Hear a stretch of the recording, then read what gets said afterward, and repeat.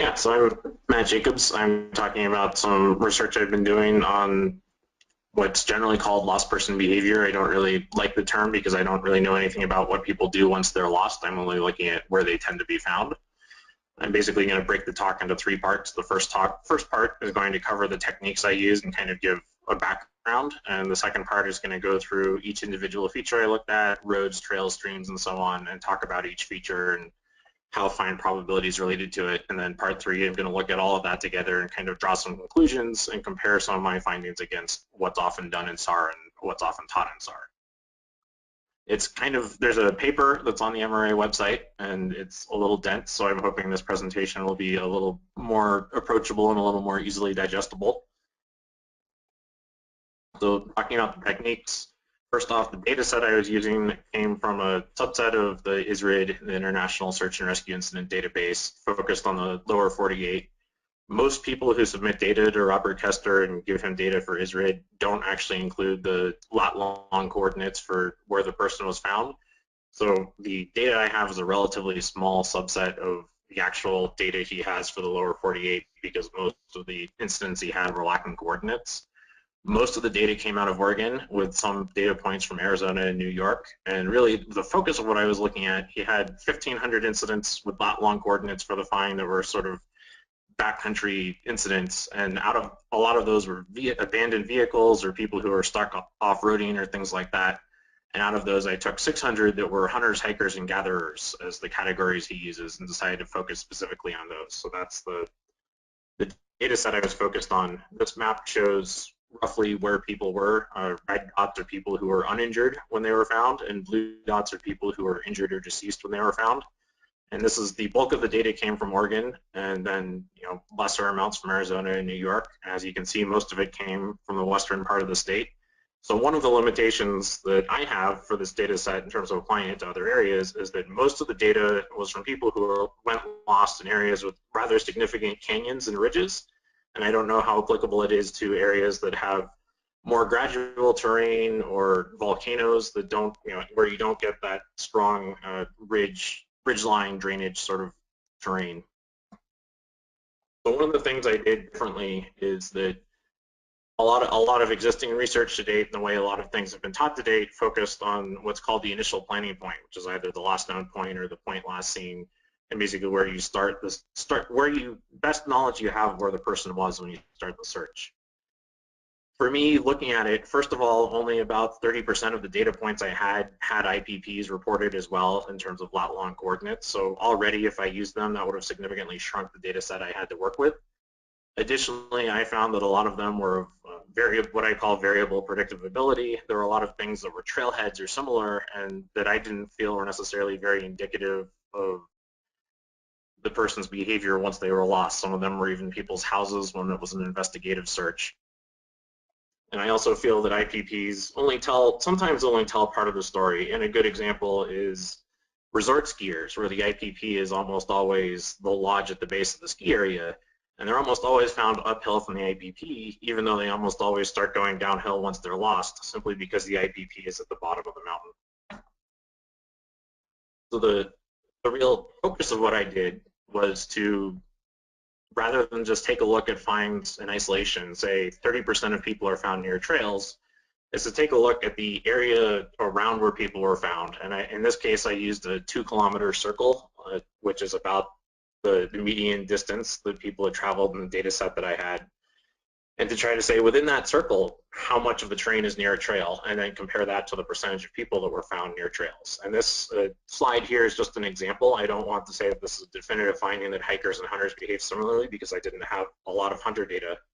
But to illustrate why I wanted to do that, in the data set that I had, roughly 3 times as many hikers were found near trails as hunters. And you would look at that and it would seem pretty logical to say that hikers are more trail oriented and you're more likely to find a hiker along a trail. And that kind of fits the conventional wisdom it's mostly understood about hikers versus hunters and how they behave once they're lost. But at the same time, when I started looking at where hikers and hunters go missing, hikers went missing in areas that have more trails in the first place. And so if you take a look at this 2-kilometer surrounding circle around where everyone goes missing, and you pick an offset from trails, 8% of 8% of all the terrain in areas where hikers went missing were kind of near a trail, as opposed to only 2.5% for hunters. And so really both of them were 4 times more likely to be found in a trail than what you would expect by just picking random features of terrain. And the reason, one way of looking at that is that the reason more hikers are found near trails is they simply go missing in areas with more trails. And if a hiker goes missing in an area with no trails, or if a hunter goes missing in areas with lots of trails, you would want to treat trails similarly in both cases rather than ignoring trails for hunters and focusing on them for hikers. The key to understanding how to approach that is what's called probability density, which most people who have worked with search management and search planning are familiar with probability of area, which is the percentage chance that somebody is within a particular segment. And probability density takes probability of area and tries to put it in units that don't vary with regard to the size of the search area. So in a traditional fixed search with a fixed area, you might express PDEN in something like 2% per acre. And what that allows you to do is it allows you to take 2-acre assignments and 20-acre assignments, and it allows you to prioritize them appropriately because you're looking at how likely the person is to be in that terrain independent of the actual size of the assignment. I didn't have a fixed search area really, so instead I expressed probability density in the percent probability of a find over the percentage of a search area. And basically, a default PDEN of 1 is 1. If somebody is equally likely to be anywhere, there's a 1% chance that they'll be in 1% of the search area. And as the number goes up, it can be thought of as a multiplier. So when I have a PDEN of 2 in the study that I present later on, it means that in that terrain, you're twice as likely to find the person as you would be in any randomly given or randomly chosen terrain. The features I examined fit 2 different categories. One of them is line data, and the features I looked at there were roads, trails, and streams. The other type of data I looked at was grid data, when you get an elevation grid or land cover or canopy coverage, things like that. And really, elevation was the main thing that I focused on. I tried looking at vegetation and how people responded to that and really did not find any meaningful results. So with vector data, roads, trails, and streams, everything I looked at was expressed in terms of what's called track offset, which is the distance between where the person was found and the center line for that road or trail. And unlike what Robert Kester does for lost person behavior, since I was comparing everything to a computer model, I can never really determine whether somebody is truly on a road or trail. So when he reports track offset, he only reports track offset for people who weren't found on a road. And for me, if somebody is found on a road, they might have a track offset of 1 or 2 meters instead of a track offset of 0. Now, where people are found isn't reported entirely accurately, and also our understanding of where roads and trails are and how they're mapped isn't 100% accurate. And when you throw both of those together, it causes a degree of positional error, so that people will look farther away from a trail than they actually are. When you add in all that positional error, some people that were found on a trail will look like they were found 20 meters from a trail, and that's something that I'll talk about later on, but it potentially skews my results towards people looking as if they were found farther away from these features than they actually were. So this is a graph that I show later on. This is just an example to talk about it for what I show for roads, trails, and streams. It expresses PDEN on the vertical axis against track offset on the horizontal axis. And what this is in little 10-meter segments showing what the PDEN is from 0 to 10 meters away from the line, 10 to 20 meters, 20 to 30 meters, and so on. In this case, you can see that the PDEN is really high right next to the feature and then gradually drops off as you move away. Because it's really high right next to trails, above 1, that the entire search area has to average to 1. So the fact that it's above 1 in some places means that it has to be below 1 in others to compensate, and that's why the numbers drop off below 1 towards the far right. In this case, you'll see that I have 2 different lines, one for people who are injured or deceased, and the other for people who are uninjured, and that's how I present most of the data. And the reason for that is that I found some differences in where injured and uninjured people were found, and so I display the results split based on that. This is the same graph, but in cumulative form. So if you look at the 50-meter track offset, that's saying everywhere between 0 and 50 meters, injured people had a PDEN of 2. Everywhere between 0 and 100 meters, injured people had a PDEN of 1.7 or so. So it's really just smoothing the previous graph, but it can make it easier to visualize differences between injured and uninjured people because it reduces some of the noise. For elevation data, I didn't really want to categorize and come back and say, well, half of all people were found below 5,000 feet, because if you compare searches in coastal areas with searches up in the mountains, you have very different elevation ranges, and just reporting on raw numbers didn't seem very useful.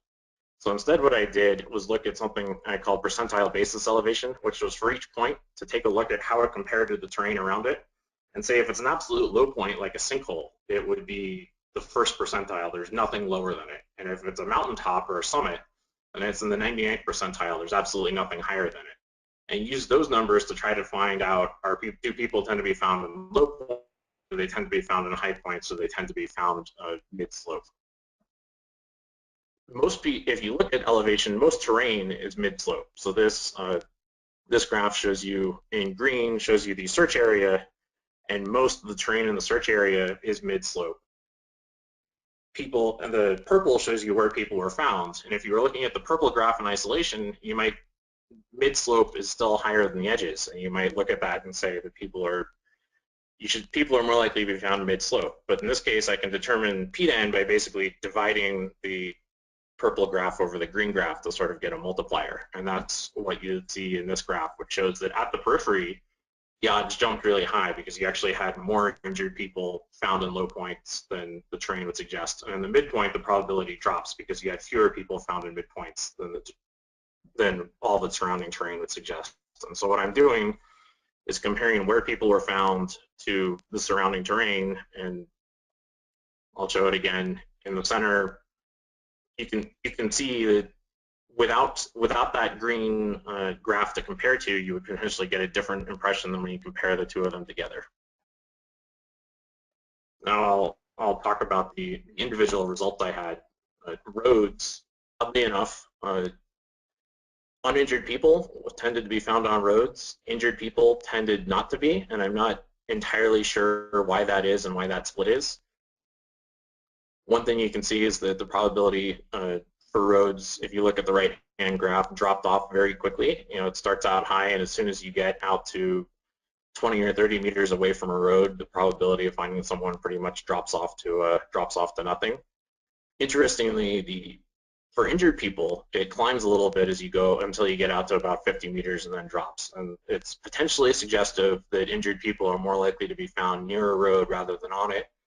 Might also be just error in the data set. It might be that injured people are found on roads that are more poorly mapped because they're on ATV trails or what have you. But something to pay attention to, and something that fits in with some of the other data that I present as I move through. So trails had a higher PDEN than roads. You can see that, I'll jump back, roads, even right next to a road, only had, for uninjured people, was only 5.5, and trails for both injured and uninjured people were all the way up around 10. I think that makes sense. If you think about if most people started a trailhead, they're more likely to start walking down the trails. And so if they're in an area with both roads and trails, but they're more likely to be following trails. I wouldn't use that to exclude fire roads that are logical travel routes in an area when you're looking at both roads and trails. You can kind of see, similar to roads, and again, it could just be noise in the data set, but you can kind of see similar to roads that injured people, if you look at the right-hand graph, it took longer to drop off. You can see there's another spike, and the injured people are a little more likely to be found a little further away from roads than uninjured people, and that the graph is a little wider. And or trails, I mean. And that's similar to what I found for roads, and it's also similar to what I found for other things. The spike there is statistically significant, but statistical significance is a pretty low bar for me to look for and meet. It's very easy when you're dealing with a data set like I'm doing to subdivide it 10 ways from Sunday and find all kinds of statistically significant noise. So I don't want to rest too much on that. But it's just a trend that shows up over and over again. So this graph shows how the probability of roads and trails compared to the vertical relief of the surrounding terrain, and just kind of shows that in terrain that was steeper, their probability increased mildly compared to terrain that had very little difference between the low and high points, only say 0 to 500 feet of vertical relief. This slide compares distance traveled basically distance between the IPP and the find location. to road and trail probability, and it shows a pretty strong correlation and a pretty steady trend. As you move further away from the IPP, the odds of finding somebody on a road and trail keep increasing and keep increasing and keep increasing. And there isn't some kind of cutoff at the 75% bar or something like that. It's a pretty steady trend the further you go out. That raises the question, do people tend to wander into a road and trail as they go missing, or do they simply tend to walk further once they find a road? And I don't have a good answer for that. I also don't know to what extent it actually affects search strategy. Either way, the further you go away from the IPP, the more emphasis you can put on searching the road and trail network. So moving on to streams, you can, again, injured and uninjured people and track offsets. Injured people had a higher probability of being found on or near streams than uninjured people. And I don't entirely know why that is yet. One possibility is that people tend to hurt themselves near water. Another possibility is that people who are injured and who are out in the woods injured will tend to go to a water source and stay there because the water gives them survivability and gives them comfort.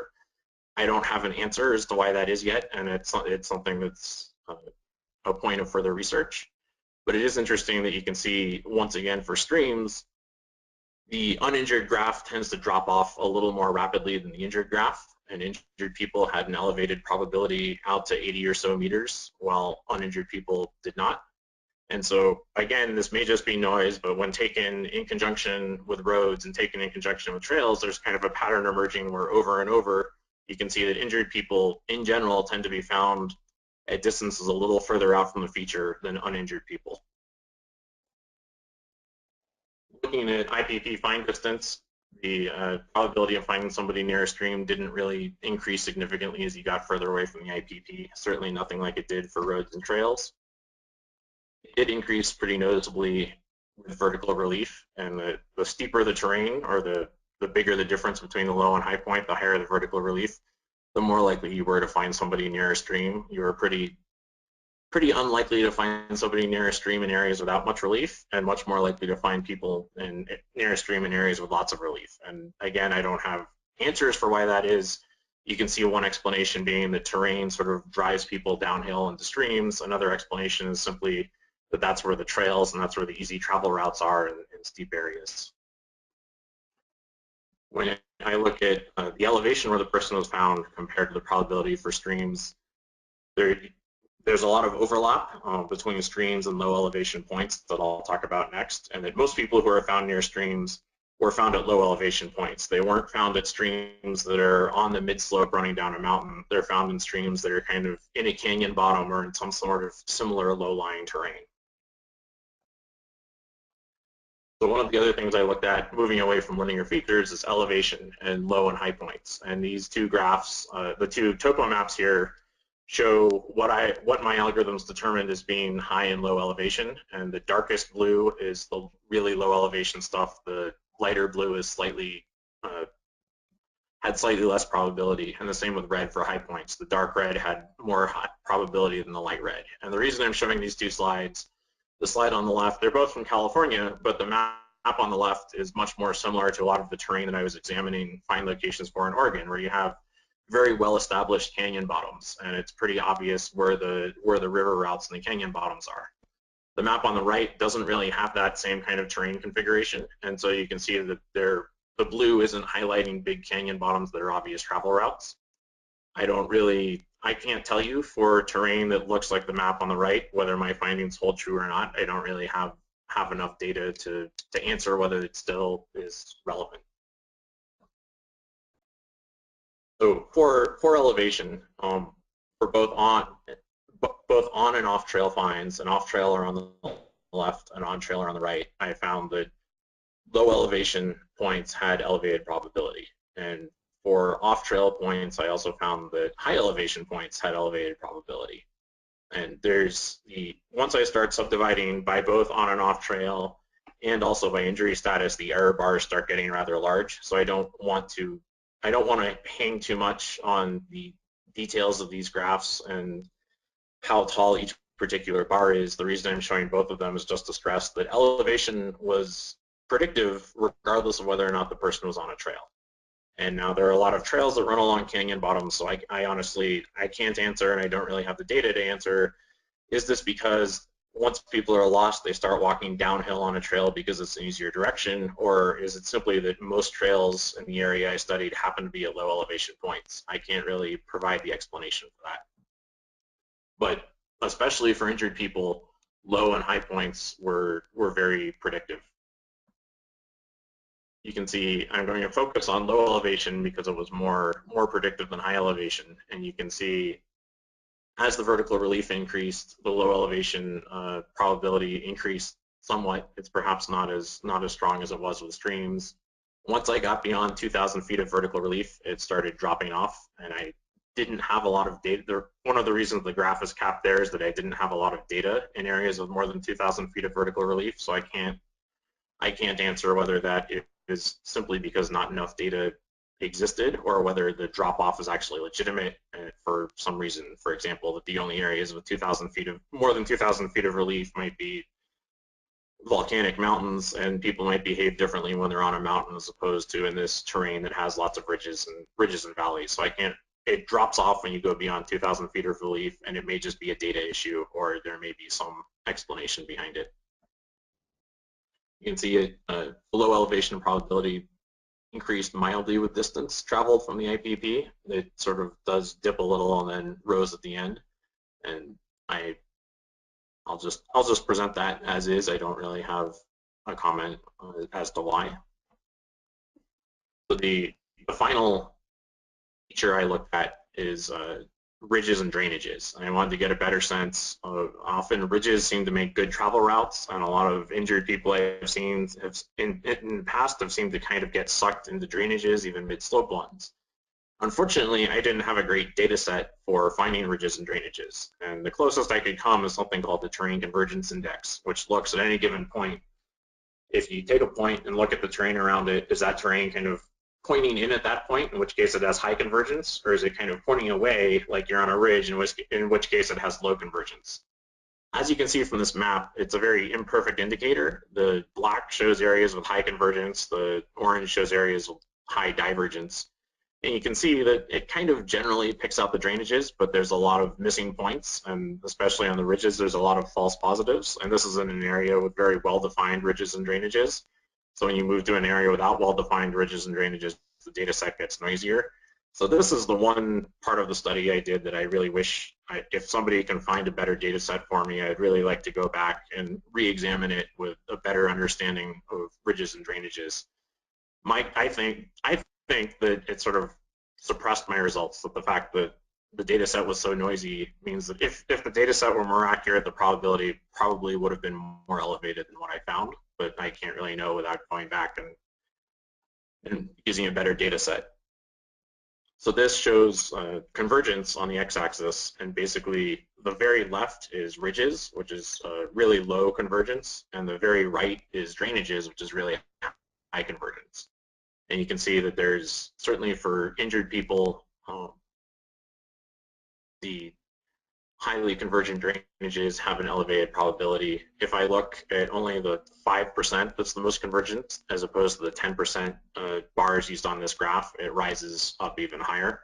I just didn't show it because that graph is kind of noisy. And at the same time, the ridges you see uninjured people on the left, if I look at only the 5% most divergent terrain, that increased as well.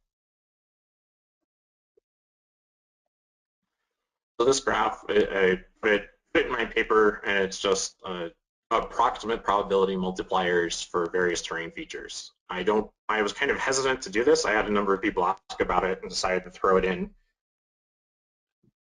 But the numbers are very rough, and the error bars are somewhat large. And one of the issues I faced in drawing this is to decide how far away from the feature do I look. Do I only try to show the probability multiplier when you're 10 or 20 meters out, in which case it's really high? Or do I try to show the probability multiplier when you're 50 or 60 meters out, in which case it's lower?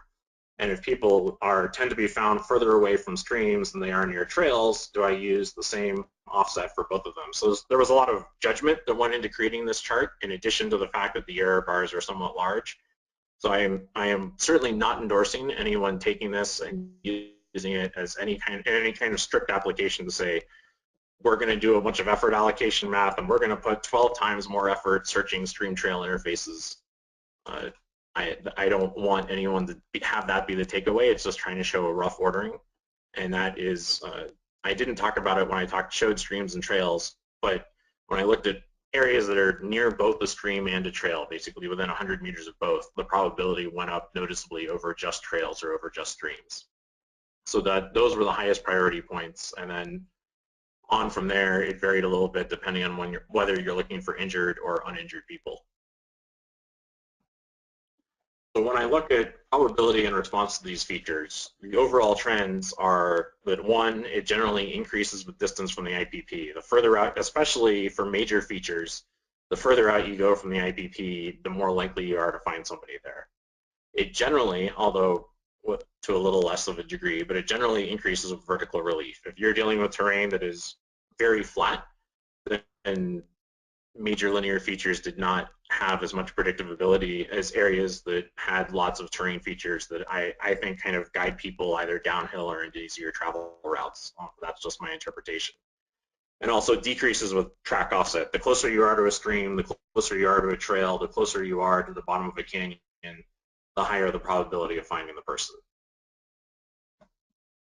So comparing what I found to several existing search strategies, I think one of the biggest takeaways I have is that, and the way SAR is often taught in practice, is that you have a low priority hasty phase where you go out and you search some trails and you search some other major features, and then you transition to area searching where you draw up a bunch of search segments and you search them through gridded area searching.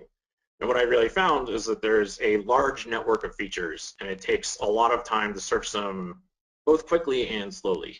And the offsets I'm providing here, I have a feeling the numbers are actually smaller once you account for the positional error I mentioned at the beginning where trails aren't quite mapped right. But basically, if you look at a 40-meter offset from roads, trails, and streams, and also include low points, that accounted for 20% of the search area that I was looking at, and also accounted for 50% of the finds. And I think there's no way most people, it's very easy to look at an area and dismiss, oh yeah, we're going to search the roads, trails, and streams, and we're going to do it quickly, and then we're going to move on and start area searching. But to actually search near those for an unresponsive person takes a tremendous amount of effort, and they're a tremendously large part of the search area. And similarly, when you go to an 80-meter offset, when you're looking within 80 meters of every road, of every trail, of every stream, when you're looking at every drainage, when you're looking at every high and low point, it occupies 45% of the search area.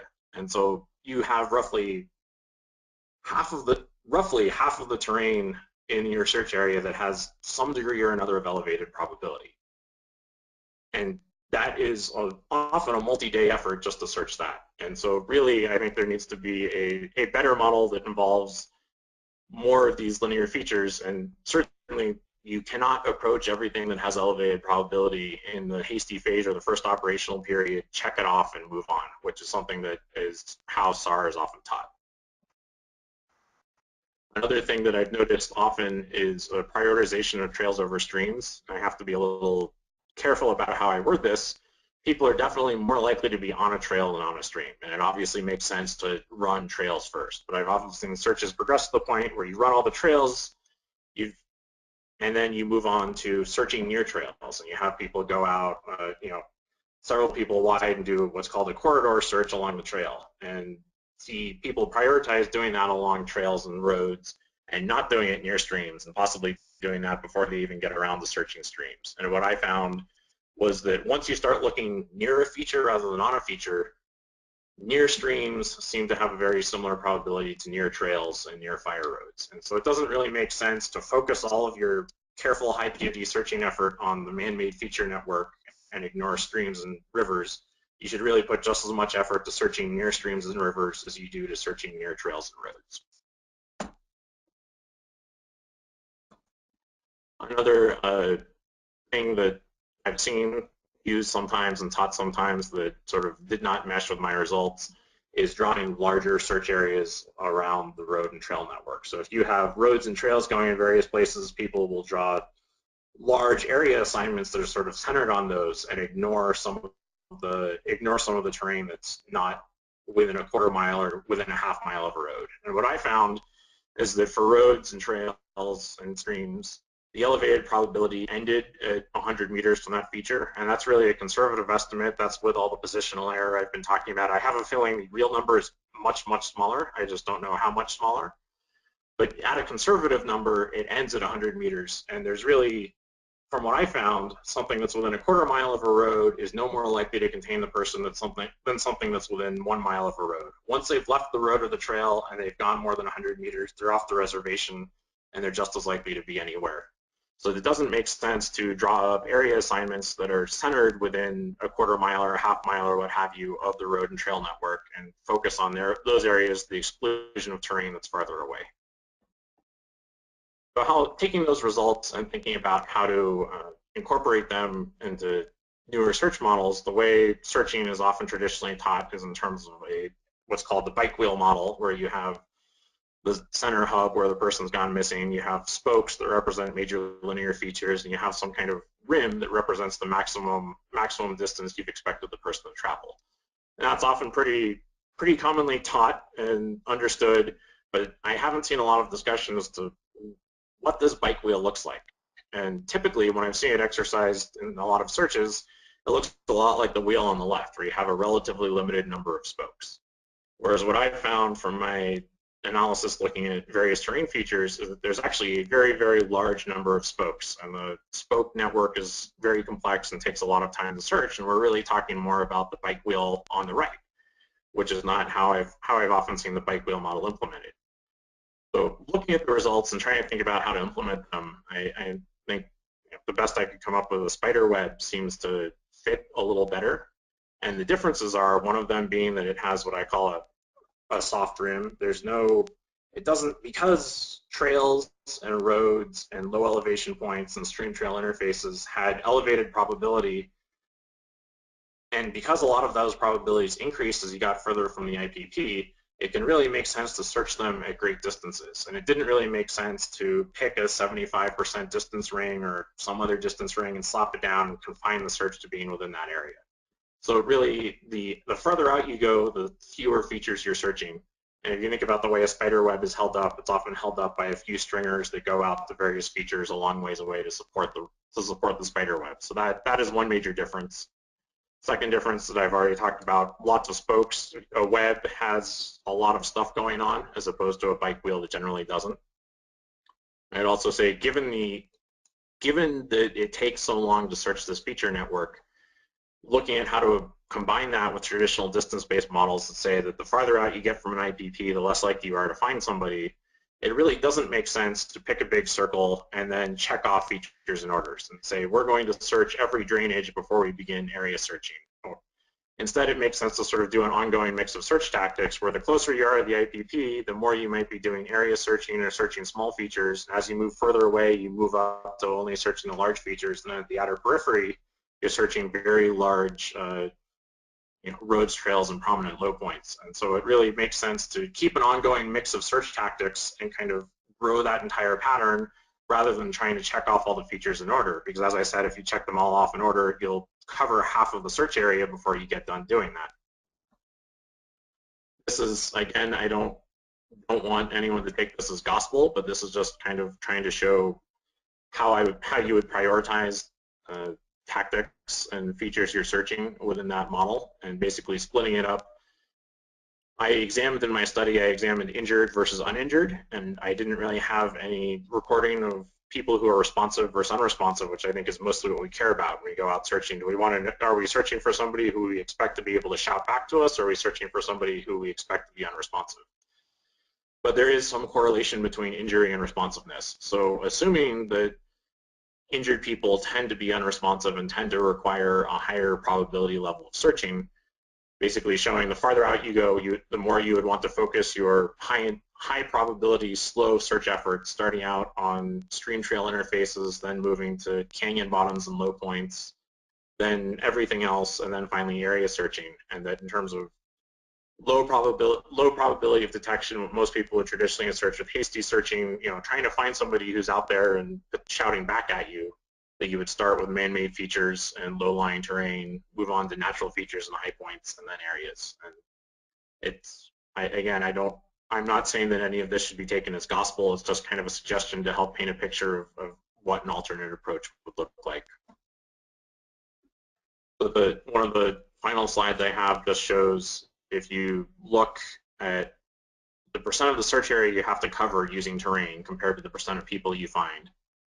For both injured and uninjured people, it ramps up very quickly, and it ramps up even quicker if you only look at areas of greater vertical relief or things like that, and then starts petering out. And eventually, you only find 70 to 80% of the people, and beyond that, you still have to go and do area searching, and there's nothing that roads, trails, streams, drainages, all of that helps you with. So it certainly is not some kind of cure-all that helps you find everyone, but it does give some quick win strategies that really help you get out and find most people quickly, and then some strategies that still help but are not quite quick wins, and then eventually you just have to look everywhere to find some people.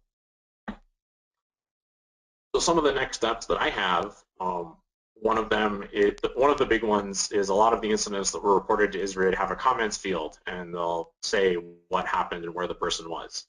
So I want to look at that, and as an example, injured people near streams, are they injured because they hurt themselves or because they wandered there? By looking at all of the incident comments by hand and tallying things up, see if I can answer that question. And so using some of the commentary on incidents to answer some of the questions about why is one of the big next steps.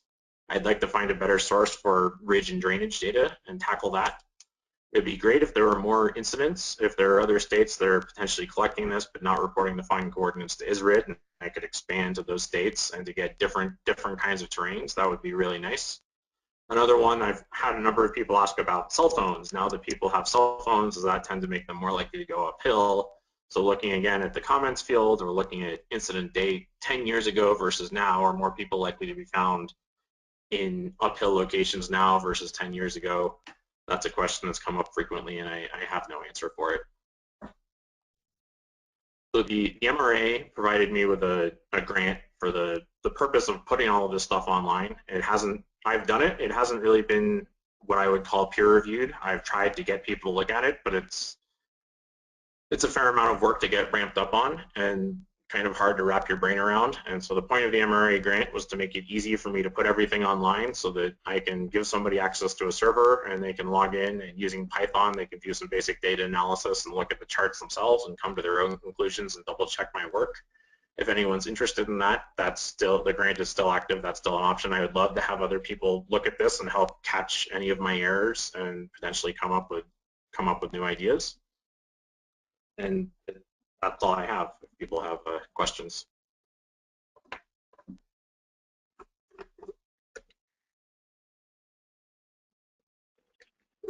Okay. So if you have questions, you can type them into the chat/question section of your control panel, and we will go over them. And we don't have any questions in there right now. Actually, scratch that. We do have questions. So the first question is, can you provide links to data sources? I'm not quite sure what that means. Are they asking about the terrain I was comparing against, or the ISRID incident data?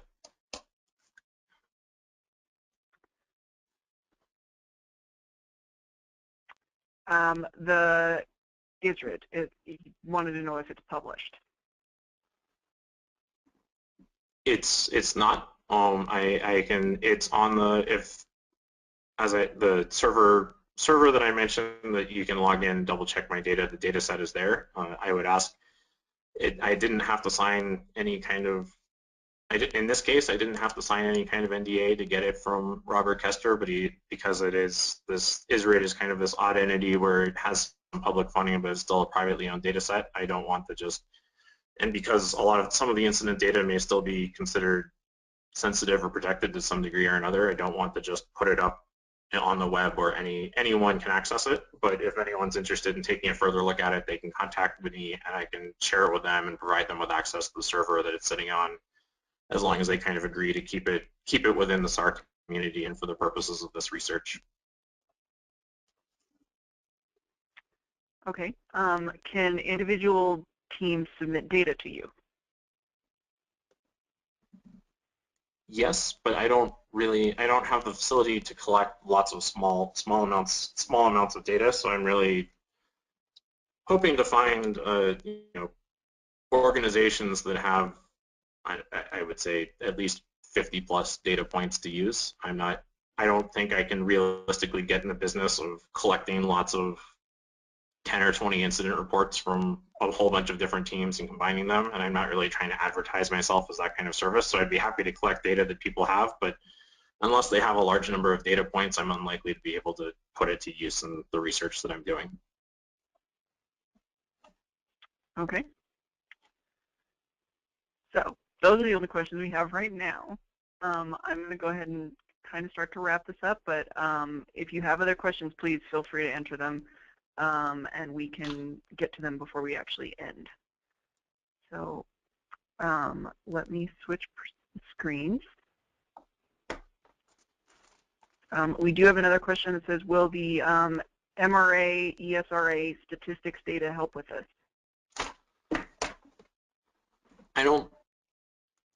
Maybe at some point in the future. I took a look at what's been uploaded so far, and there was simply not much in terms of volume of data, and a lot of the details were pretty sparse. Some of it, I forget off the top of my head what it was, but some of the information that I was interested in was often not being reported in terms of injury status and things like that. So long term, I would hope so, but in the immediate future, it's not there yet. Okay. So I'm going to switch the screens back over to mine, but like I said, please feel free to continue to add your questions if you have any. And as what Matt showed before, if you have further questions, you can email him. His email is shown on the screen. And we do, or the MRA does these presentations frequently, so you keep an eye on the MRA and PMI websites for future dates and times. And the websites are shown there on your screen. Those are also the URLs where you'll find the recording and slides from the presentation. And you can also follow the MRA and PMI on Facebook and Twitter. And we post frequently on both of those and put these webinars as well as a bunch of other information just about the organizations in general. So it doesn't look like we have any further questions, so we'll go ahead and close it out. Thanks a lot, Matt, for presenting this, and thank you, everyone, for attending. We hope it was helpful. Yes, thank you. I know I tend to move at a mile a minute sometimes, so if anyone rewatches the video and comes up with questions later, please feel free to email me. Sounds good. Thanks again, Matt, and have a great day, everybody.